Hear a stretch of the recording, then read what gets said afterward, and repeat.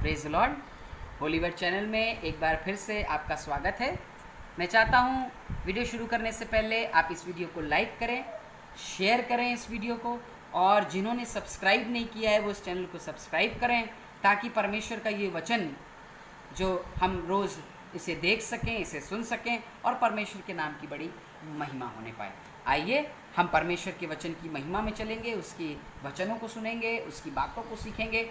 इसके पहले एपिसोड में हमने ये सीखा था कि शरीर के काम हमें परमेश्वर के पास नहीं ले जा सकते, लेकिन आज हम सीखेंगे आत्मा के कामों के बारे में, और आत्मा के काम हमें परमेश्वर का वारिस बनाते हैं। गलतियों उसका 5 अध्याय और उसके 22 पद से मैं आपके लिए पढ़ूंगा, जो मेरी कीवर्ड्स है, मुख्य आयत है, और इसके द्वारा हम परमेश्वर की महिमा करेंगे। और कुछ इस तरीके से आत्मा के कामों के बारे में लिखा है।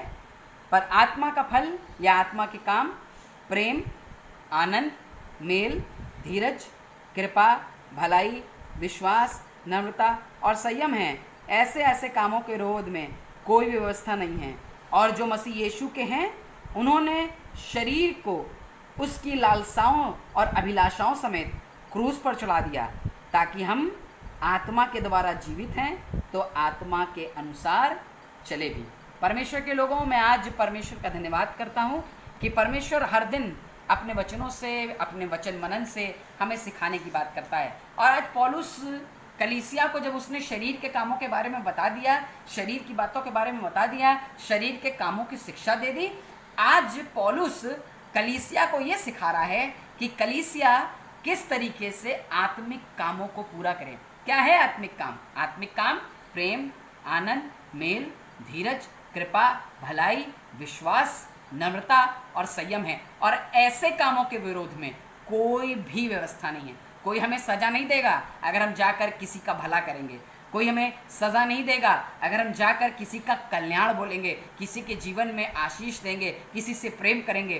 तो बाइबल बताती है कि इन कामों के विरोध में कोई व्यवस्था नहीं है। वहीं अगर हम शरीर के काम को देखें, हम लालच करें, चोरी करें, गलत काम करें, तो कानूनी तहत हमें सज़ा मिलती है। लेकिन जब हम परमेश्वर के आत्मिक कामों को पूरा करते हैं तो हम परमेश्वर ही नहीं पर संसार की व्यवस्थाओं से भी छूट जाते हैं। और आज पौलुस यही एक कलीसिया को सिखा रहा है, कलीसिया को बता रहा है, कलीसिया को शिक्षा देने लगा कि हमें आत्मा के अनुसार चलने की ज़रूरत है। आज मसीह जीवन के लिए एक सबसे बड़ी बात यह है कि इंसान आत्मा की अगुवाई में चले। जब हम बहुत सी बार कोई फैसला करने जाते हैं और वो कोई फैसला जो हमारे परिवार के लिए अच्छा होता है, तो हम उसे कहते हैं ये प्रभु ने मेरे को सिखाया है। क्यों? क्योंकि वो अच्छा फैसला है। जब कोई निगेटिव बात हमारे जीवन में आती तो हम क्या कहते हैं कि ये शैतान की तरफ से आई। पता है, शैतान हमको बरगला रहा है, शैतान हमको बर्बाद करना चाहता है। परमेश्वर के लोगों, इंसान के अंदर, जैसे मैंने आपको पिछली बार बताया था कि 2 व्यक्तित्व है, संसारिक और आत्मिक। इसके पहले हमने संसारिक बात करी, आज हम आत्मिक बात करना चाहते हैं। आत्मिक वो इंसान है जो आत्मा के द्वारा जीवित है और आत्मा के अनुसार चलता भी है। जब हमारे जीवन में जिंदगी आई तो आत्मिक जिंदगी आई। हम आत्मिक लोग थे, हमें परमेश्वर ने अपने आत्मा के द्वारा जीवित किया। हम संसार में गए, गंदगी हो गई, लेकिन जो लोग आत्मिक बातों की खोज में रहते हैं वो लोग आत्मिक बातों के द्वारा ही जीवित रहेंगे। जो लोग आत्मिक चीज़ों की तरफ भागते हैं वो लोग आत्मा की बातों से ही जीवन प्राप्त करेंगे। ये परमेश्वर का वचन बता रहा है। और अगर हम चाहते हैं कि हम आत्मिक तरीके से ज़िंदगी हासिल करें, अगर हम चाहते हैं कि हमारी ज़िंदगी में सब कुछ ठीक हो जाए, तो हमें अपनी ज़िंदगी को आत्मिक तरीके से जीने की आवश्यकता है। इसी गलतियों किताब उसका 6 अध्याय, गलतियों उसका 6 अध्याय और इसके 5वें पद में लिखा है, कहने लगा, हर एक व्यक्ति अपना ही बोझ उठाए और जो वचन की शिक्षा पाता है वो सब अच्छी वस्तुओं से सिखाने को भागी हो। धोखा ना खाओ, परमेश्वर ठट्टों में नहीं हो जाता, क्योंकि मनुष्य जो कुछ बोता है वही काटता है। क्योंकि जो अपने शरीर के लिए बोता वो शरीर के द्वारा विनाश की कटनी काटेगा, और जो आत्मा के लिए बोता है वो आत्मा के द्वारा अनंत जीवन की कटनी काटेगा। जो आत्मा के द्वारा बोता है। आज हम आत्मिक लोगों को ये चाहिए कि हम आत्मा के द्वारा बोना शुरू करें।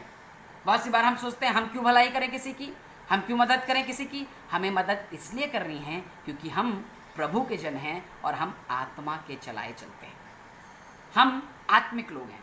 यीशु मसीह कहने लगा, परमेश्वर के वचन में लगा, पतरस की किताब में पौलुस कहने लगा, पौलुस बताने लगा, बहुत अच्छे से पौलुस ने उस बात का जिक्र किया है। कहने लगा, पर तुम एक चुना हुआ वंश, राज पदधारी, याजकों का समाज, पवित्र लोग और परमेश्वर की निज प्रजा। सोच कर देखिए, इतने बड़े बड़े वर्ड्स परमेश्वर मेरे और आपके लिए कह रहा है। क्यों कह रहा है पता है? कह रहा है तुम एक चुना हुआ वंश। अगर मैं चुना हुआ हूं तो मैं आत्मा के अनुसार चलूंगा। राजपदधारी, याजकों का समाज। याजक जब बात होती है तो याजक एक पवित्र लोग होते हैं। लिखा है परमेश्वर के निज लोग, उसकी पवित्र प्रजा हैं हम, और हम परमेश्वर के लोग हैं। इसलिए हमें आत्मिक रूप से चलने की जरूरत है, आत्मा के अनुसार समय बिताने की जरूरत है परमेश्वर के साथ, आत्मिक बातों में बढ़ने की जरूरत है, ताकि हम अपने परमेश्वर के साथ स्वर्गीय राज में दाखिल हो सके। शारीरिक आदमी शारीरिक लालसा पूरी करता है, लेकिन आत्मिक इंसान आत्मिक बातों में लगा रहता है कि कैसे मैं आत्मिक बातें पूरी, कैसे मैं किसी की भलाई कर दूं, कैसे मैं किसी के जीवन में अच्छे अच्छे काम कर दूं। कहने लगा इसी 6 अध्याय के 9 पद में, हम भले काम करने में हियाब ना छोड़े, क्योंकि अगर हम ढीले ना हो तो ठीक समय पर कटनी काटेंगे। फिर इसलिए जहां तक अवसर मिले सबके साथ भलाई करें, विशेषकर विश्वासी भाइयों के साथ। हालेलुया। परमेश्वर के लोगों को परमेश्वर का वचन बताना मांग रहा है कि मुझे और आपको परमेश्वर के आत्मिक कार्य करने की जरूरत है। अगर मैं आत्मिक कार्य नहीं कर रहा हूं तो या तो मैं उसका जन नहीं हूं और या तो मैं शरीर हूं। लेकिन अगर मैं आत्मिक काम कर रहा हूं तो मैं परमेश्वर का इंसान हूं, मैं परमेश्वर की प्रजा हूं, और परमेश्वर मुझे आशीष देगा, परमेश्वर मुझे बरकत से भर देगा, परमेश्वर मुझे बहुत सी उम्दा उम्दा आशीषों से भर के रखेगा। क्यों? क्योंकि मैं परमेश्वर की बातों को पूरा कर रहा हूं। 2 तीमुथियुस उसका 3 अध्याय और उसके 17 पद में लिखा है, ताकि परमेश्वर का ज्ञान सिद्ध बने और एक भले काम करने में तुम तत्पर रह सको। परमेश्वर का ज्ञान तुम्हारे लिए सिद्ध हो जाए और तुम भले काम करने के लिए, मतलब अच्छे काम करने के लिए तत्पर रह सको। मुझे अच्छे अच्छे काम करने की जरूरत है। अच्छे काम क्या हैं? वो जो फल गलतियों की किताब में लिखे हैं 5 अध्याय 22 पद में, वो फल मेरे अंदर से दिखाई दे। परमेश्वर कहने लगा, जब कोई फलदार वृक्ष होता है तो उसके अंदर से फल दिखाई देते हैं, और फलदार वृक्ष झुका हुआ रहता है, तना नहीं रहता। सूखा पेड़ तना हुआ रहता है।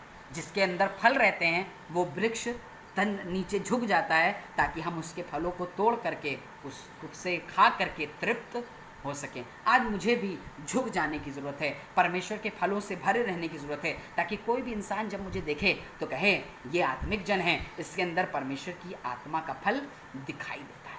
मुझे आत्मिक बातों में लगे रहने की ज़रूरत है, आत्मिक उन्माद में बढ़ने की ज़रूरत है, आत्मिक फलों की तरफ भागने की ज़रूरत है, ताकि मैं जब आत्मा के द्वारा जीवित हूँ तो आत्मा के अनुसार चलूँगा। आपके अंदर पता है कौन सा आत्मा है? आप में परमेश्वर का आत्मा वास करता है ना? क्या तुम नहीं जानते तुम्हारी देह पवित्र आत्मा का मंदिर है, तुम्हारे शरीर में पवित्र आत्मा रहता है। तो सोच कर देखे, जब मेरे अंदर पवित्र आत्मा रहता है तो क्या मुझे अच्छे काम ना करने की ज़रूरत है? मुझे बढ़िया काम करने की ज़रूरत है, अच्छे अच्छे काम करने की ज़रूरत है, ताकि परमेश्वर की महिमा मेरे शरीर से प्रकट हो सके। रोमियो उसका 8 अध्याय और 9 पद यहाँ पर लिखा है, परंतु जबकि परमेश्वर का आत्मा तुम में बसता है तो तुम शारीरिक नहीं पर आत्मिक दशा में हो। कहने लगा, जब परमेश्वर का आत्मा तुम में रहता है तो तुम शारीरिक नहीं, हमने बात सारी कर चुके हैं, पर तुम आत्मिक दशा में। अगर परमेश्वर का आत्मा मुझ में विद्यमान है तो मैं एक आत्मिक बातों को पूरी कर रहा हूँ, और परमेश्वर का वचन ये चाहता है, परमेश्वर की भी इच्छा है कि उसके लोग आत्मिक रूप से जागृत रहें और एक दूसरे को भी जागृत करें, ताकि जब परमेश्वर हमसे मिलने आए तो हमसे खट से तुरंत आमने सामने मिल सके। दाऊद कहने लगा, मैं बेखटके अपना मुंह उसके सामने उठा सकूंगा। क्यों बेखटके उठा सकूंगा?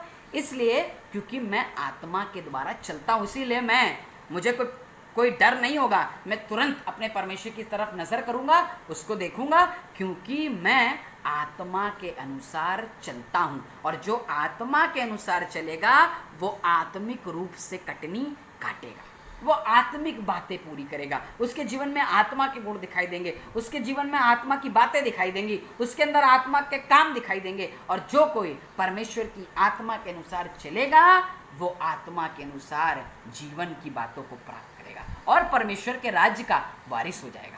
आज बहुत से लोग चाहते हैं, बहुत से विश्वासी चाहते हैं कि तुरंत हम स्वर्ग पे उठा लिए जाएं, बहुत से वारिस चाहते हैं, बहुत से लोगों खत्म होते तो हम कहते हैं परमेश्वर इनकी आत्मा को शांति दे, अपने स्वर्ग राज्य में ग्रहण कर। अगर आप आत्मिक रूप से चल रहे हैं तो ही आपकी आत्मा परमेश्वर के स्वर्ग राज्य में ग्रहण होगी। और अगर आप आत्मिक उन्माद में नहीं बढ़ रहे हैं तो आप परमेश्वर के राज्य के वारिस ना होंगे, आप परमेश्वर के राज्य में दाखिल नहीं हो सकते। और अगर आप शारीरिक है तब तो एकदम नहीं, लेकिन अगर आप आत्मिक हैं तभी आप परमेश्वर के राज्य में दाखिल हो सकते हैं। रोमियो 8 अध्याय इसका 14 पद में लिखा है, इसलिए कि जितने लोग परमेश्वर के आत्मा के चलाए चलते हैं वही परमेश्वर के पुत्र हैं। जो आत्मा के चलाए चल रहे हैं। क्या आज आप आत्मा के तरह चलते हैं? क्या जब परमेश्वर का आत्मा आके कहता है, जब आप कुछ गलती करने जाते हैं और परमेश्वर का आत्मा आके आपको कहता है, क्या आप उसकी आवाज़ सुन करके उसकी बात मानते हैं? नहीं, हम शरीर की बात को पूरा कर देते हैं, परमेश्वर को भूल जाते हैं। लेकिन हमें ये ज़रूरी है कि हम आत्मिक बातों की तरफ चलें ताकि परमेश्वर के पुत्र बन जाएं। परमेश्वर ने अपना पुत्र पुत्री करके हमें भेजा है, लेकिन जब हम शरीर की दशा में दिन गुजारते हैं तो हम परमेश्वर के वारिस नहीं रहते, उसकी संतान नहीं रहते। लेकिन जब हम आत्मिक हो जाते हैं तब हम परमेश्वर के पुत्र बन जाते हैं और हम जीवन को हासिल करते हैं। इसलिए परमेश्वर के लोगों, आज मेरे और आपके लिए ये बहुत अहम बात है, हम विश्वासियों के लिए बहुत अहम हिस्सा है कि मुझे और आपको आत्मिक होने की ज़रूरत है, आत्मा की बातें सुनने की ज़रूरत है। मैंने कल आपको बताया, पौलुस कह रहा है मारता कूटता वश में करता हूँ। किसके वश में करता है? आत्मा के वश में करता है। क्यों?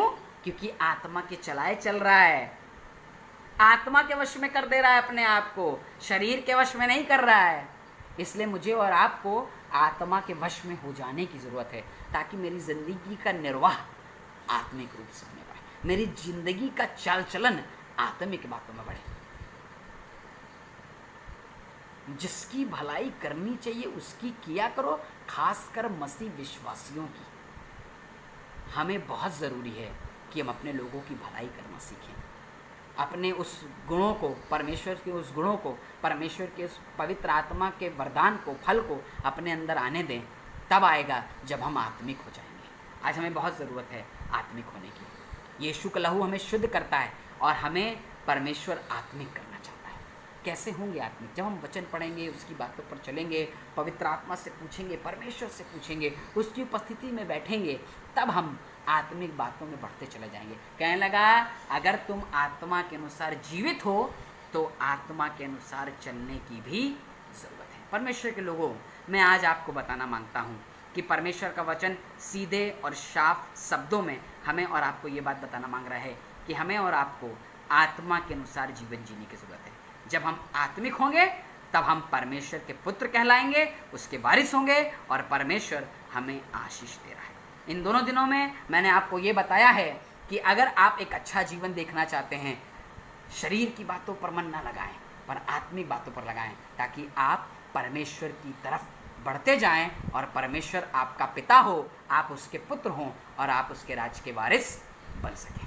आइए दुआ करें। परमेश्वर, आज जो लोग भी ये बात कह रहे हैं कि हम आत्मा के चलाए चलेंगे, शरीर के चलाए हम चल चुके, अब आत्मा की बातों को पूरा करेंगे, चाहते हैं प्रभु उनकी ज़िंदगी में अपनी आत्मिक बातों को उंडेल, ताकि वो लोग आपकी महिमा करें, आप में बढ़ें, आप में तरक्की करें और उनके जीवन से आपकी महिमा दिखाई देने पाए। धन्यवाद के साथ प्रार्थना प्रभु यीशु मसीह के नाम से मांगते हैं, आमीन। जय मसीह की। प्रभु आपको आशीष दे। आप परमेश्वर के ज्ञान में बढ़ें, उसके आत्मिक बातों में बढ़ें, शारीरिक ना हो करके, संसारिक ना हो करके आत्मिकता की खोज करें। आत्मा के द्वारा जीवित हैं तो चले भी, ताकि परमेश्वर का नाम महिमा हासिल करें। जय मसीह की। प्रभु आपको आशीष दे।